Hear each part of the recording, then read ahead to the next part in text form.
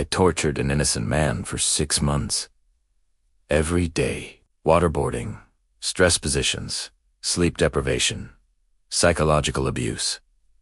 I broke him completely. He confessed to everything we wanted, admitted to terrorism plots he never planned, named accomplices who didn't exist, and I knew halfway through that he was innocent. But I kept going because my superiors wanted results. When they finally released him, he'd lost his mind. I did that with an American flag on my uniform. I was Army Intelligence, interrogation specialist, psychological pressure. They sent me to Guantanamo Bay in 2003. Find out about Al-Qaeda operations, future attacks, leadership networks. Detainee 437, that's what we called him. Mid-30s educated. Spoke decent English. My assignment was to break him, get the details, prevent attacks. A teacher from Yemen, visiting Pakistan for his sister's wedding. Wrong place, wrong time. Got swept up in a raid. That was for lawyers and judges. When talking didn't work, we escalated. Sleep deprivation first. Kept him awake for 72 hours straight. Blasting metal music. Bright lights constantly. Made him easier to break. More suggestible. Wrong place. My supervisor wasn't satisfied. He's playing you. These guys are trained to resist. Go harder. So we did. Stress positions. Shackled, standing with arms overhead for hours. The pain becomes unbearable. Every muscle screaming. Then we'd give him 5 minutes relief and start again. Still nothing useful. Just crying, praying, in Arabic, repeating his innocence. Drop truth. If you've ever watched someone abuse power, subscribe, because this is where I became someone I don't recognize. Month 2, we started waterboarding. Strapped to a board, tilted back, cloth over the face, water poured continuously. You're drowning. Your brain thinks you're dying. It's torture. Call it whatever legal term you want. It's torture. I waterboarded detainee 47 times in 2 weeks. He vomited, lost control of his bladder, hyperventilated until he passed out. And finally, he started talking. He confessed to being Al-Qaeda. Said he built bombs, named training camps he'd attended. Described attacks he'd helped plan. My supervisors were thrilled. More sleep deprivation. More stress positions. And he gave me more names. Except something was wrong. The details didn't match intelligence from other sources. The training camps he described were in wrong locations. The names he gave were people we'd already cleared. The timeline of events was impossible. I reviewed the interrogation recordings, and I saw it. He wasn't remembering. He was inventing, telling me whatever he thought I wanted to hear to make the pain stop. I brought my concerns to my supervisor, showed him the inconsistencies.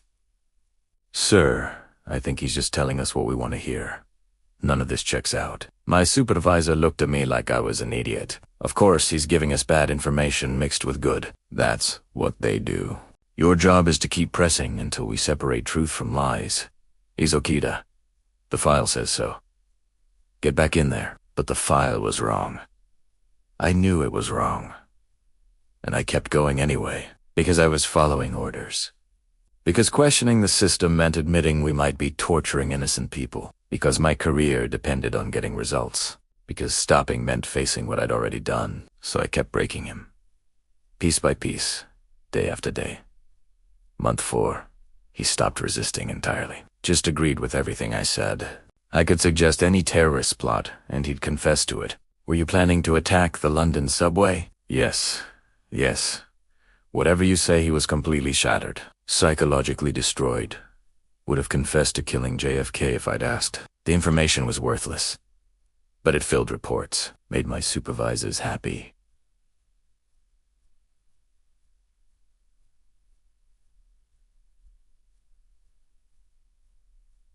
Showed we were being tough on terrorism. Month 6, intelligence finally confirmed what I already knew. Detainee 437 was exactly who he said he was. A teacher, in Pakistan for a wedding. No Al-Qaeda connections. No bomb making. They de-imprisoned and tortured an innocent man for 6 months based on bad intelligence from the initial capture. Gave him some money, a plane ticket to Yemen, and a "we're sorry for the misunderstanding." By then, he was barely functional. Couldn't make eye contact, flinched at loud noises, had panic attacks. The man I'd received 6 months earlier had been educated, articulate, normal. The man they released was broken. I did that. I requested immediate transfer. Couldn't be in that facility anymore. Couldn't walk past cells, knowing we might be torturing other innocent people. They granted my transfer, gave me a commendation for excellent intelligence work during critical national security operations. That commendation sits in a box in my garage. Can't look at it. Can't throw it away either. Can't work in security. Can't be in positions of authority. Don't trust myself with power over others. I drive trucks now, long-haul routes where I'm alone with my thoughts. With government approval, that doesn't make it less evil. Makes it worse. Evil with paperwork. I tried finding him once. Wanted to apologize. Couldn't locate him. Heard he never recovered. Lives with family, can't work, needs constant care. Torture does that. Breaks people permanently. And the worst part, I'm not special. Hundreds of interrogators did what I did. Thousands of detainees went through those programs. How many were innocent?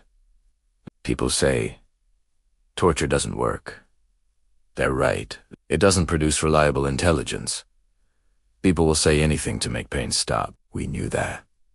Everyone knew that. But torture isn't about information. It's about revenge. About making someone suffer because we're angry and scared and they're different from us. We just called it interrogation and pretended it was necessary. No intelligence gained. No attacks prevented. Just crudity wrapped in national security language. And the people who ordered it, who created those programs, who wrote the legal justifications. They're fine. Bureaucratic evil. Following orders. Subscribe because next time I'll share the story of a CIA analyst who falsified intelligence reports that started a war. These aren't conspiracy theories. These are confessions.